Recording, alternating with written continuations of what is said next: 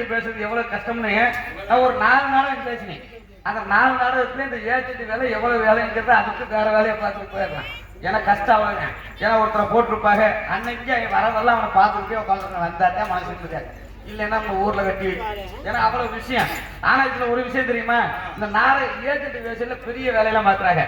ஒண்ணும் இல்லப்பா, நாளைக்கு இந்த ஊர்ல வந்து நான் இன்னைக்கு நல்லா நடிக்கிறேன்னா தம்பி அந்த பாலம் ஒரு பையன் பப்புளுக்கு வந்தாலும் அந்த பையனை போடுங்கன்னு சொன்னேன்.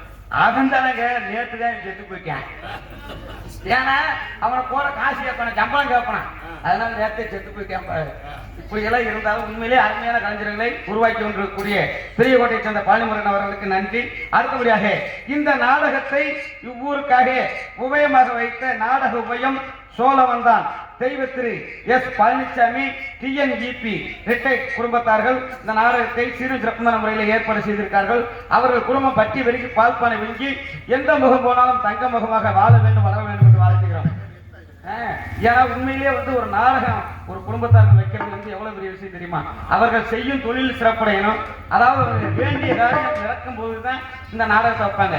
அவர்கள் இன்னும் என்னென்ன காரியம் நினைக்கிறார்களோ அதை இந்த நம்ம ஊர் முத்தாளம். ஏன்னா உள்ளூர் தெய்வம் ஒருத்தருக்கு கொடுத்தாதான், அதாவது சொல்லுவாங்க பாருங்க, குல தெய்வம் கொடுக்காத வேற எந்த தெய்வம் கொடுக்காதா. எத்தனையோ பேருக்கு நம்ம போய் எனக்கு கேட்போம், ஆனா அந்த குலதெய்வத்திட்ட வர வாங்கிட்டு வேண்டிய கேட்குமா அந்த சாமி. அது மாதிரி நம்ம ஊர் முத்தாளம்மனும் நாங்கள் வணங்கக்கூடிய தெய்வங்களும் அந்த குடும்பத்தார்களுக்கு இருந்து அந்த நாடகத்தை வைத்த உபயதாரர்கள் குடும்பம் சீரும் சிறப்புமாக வாழ வேண்டும் வளர வேண்டும் என்று வாழ்த்துகிறோம்.